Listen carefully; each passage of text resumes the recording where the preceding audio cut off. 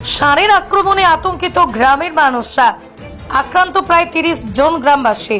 উদাসীন প্রশাসন, অভিযোগ গ্রামবাসীদের।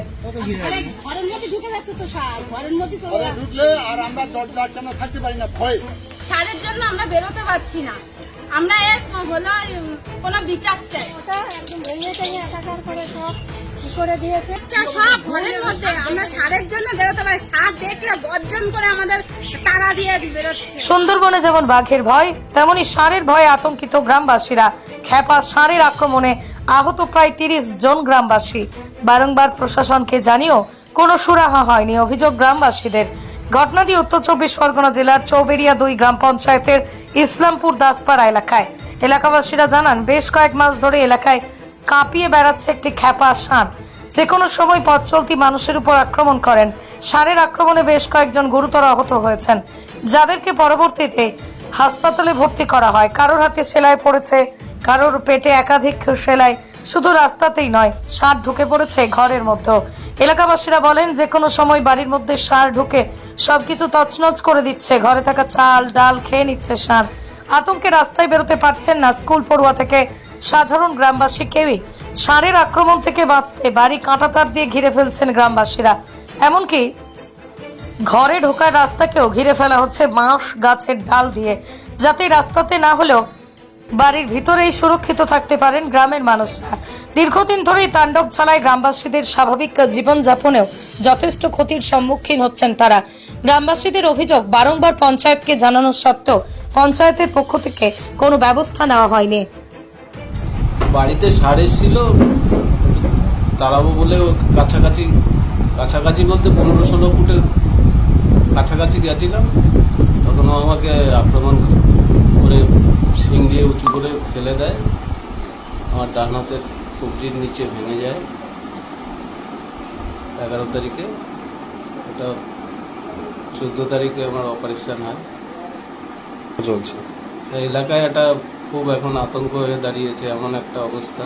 আমি সিদ্ধ করছিলাম, সার এসে উঠোনে দাঁড়িয়ে গেল। দাঁড়িয়ে যাওয়ার পর আমি সরে এই সাইডে রান্নাঘরের দিকে দাঁড়িয়েছি।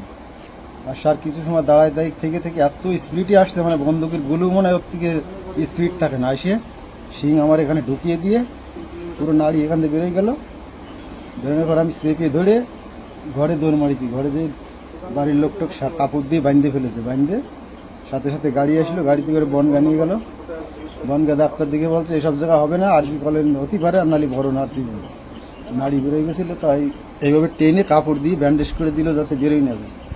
আরজি কলে গেলে বলছে যে নাড়ি ফুলে গেছে, হবে না। তাও অনেক বলেছে, তাই অপারেশনটা করেছে আরজি কলে। বেরোয়েছি, বেরিয়ে দেখি ষাঁড় এসছে। তখন বাড়ির দিকে দৌড়েছি। দৌড়ানোর পরে তার কিছুদিন আগে আমার অপারেশন হয়েছে, ৩-৪ মাস আগে। অপারেশন হওয়ার পর আমি তো বেশি দৌড়াতে পারছি না। দৌড়ানোর পরে বাড়ির থেকে আমাকে পাল্টি করে রাস্তায় ফেলানো হয়েছে।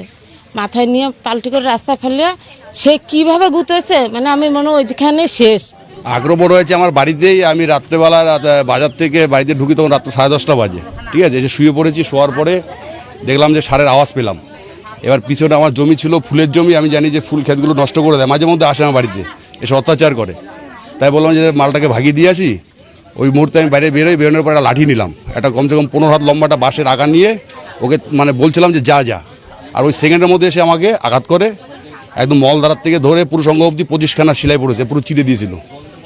সমস্যাটা শুরু প্রায় 1 বছর আগে। এই পাড়াতে অশোক দাস বলে একজন, তা প্রায় থাইতে ইনজিওর্ড হয়, অনেকদিন হসপিটালে ভর্তি থাকে, অপারেশনও হয়। তো সেই তখন থেকেই পঞ্চায়েতে আমরা জানাচ্ছি গ্রামবাসীদের তরফ থেকে। পঞ্চায়েত প্রধান বিভিন্ন রকম প্রতিশ্রুতি দিয়েছে 1 বছর ধরে। কখনো বলছে এটা আমার দায়িত্ব না, এটা বিডিওর দায়িত্ব। বিডিওকে কল করলে বলছে যে না, আমার এটা দায়িত্ব নয়, প্রাণী সম্পদ বিকাশের দপ্তরের দায়িত্ব। প্রাণী সম্পদ বিকাশকে ফোন করলে বলছে যে এটা আমাদের দায়িত্ব না, বন দপ্তরের দায়িত্ব। বন দপ্তরে কল করলে বলছে রেস্কিউ করবে, এটা ফায়ার ব্রিগেডে কল করলে বলছে যে এটা লোকাল প্রশাসনকে নিয়ে, পুলিশকে নিয়ে আপনারা রেস্কিউ করে অন্য জায়গায় পাঠিয়ে দেন। তো আমরা গ্রামবাসী হিসাবে খুব আতঙ্কের ভিতরে আছি। প্রায় 30 জন ইনজিওর্ড হয়েছে, 4 জনের অবস্থা আশঙ্কাজনক, তারা হসপিটালে, এবং একজন তো মৃত্যুর সঙ্গে লড়াই করছে। তার জীবনে আর আর কিছু কর্ম করে তার খেতে হবে না, এরকম অবস্থায় আছে। দেখুন, এই সারটা বেশ কয়েকদিন ধরে আমাদের এই পঞ্চায়েতের ইসলামপুরেই মূলত ইসলামপুর এরিয়াতে এটা খুব উপদ্রব বেড়েছে, এটা সত্যি কথা। এবং আমি নিজে দিন 15 আগে এটাকে প্রথম দেখতে যাই, দেখে ওনার সারের যা উপদ্রব, যা মানুষের যেভাবে সমস্যা করছে, একটা পরিবারকে বাড়িতে আটকে রেখেছিল, তারা ভয়তে বাড়িতে বেরোতে পারছিল না। তৎক্ষণাৎ আমি ওখানে পৌঁছাই এবং সেই সময় আমরা ওটাকে দেখি। আমি ওইখানেই আমার বিডিও সাহেবকে আমি জানাই এবং পরবর্তীতে আমি প্রাণী দপ্তরকে জানাই, আমি বন দপ্তরকেও আমার জানাই এবং লিখিতভাবে আমি প্রত্যেকটা ইয়েতে রিসিভ করে নিয়ে এসেছি।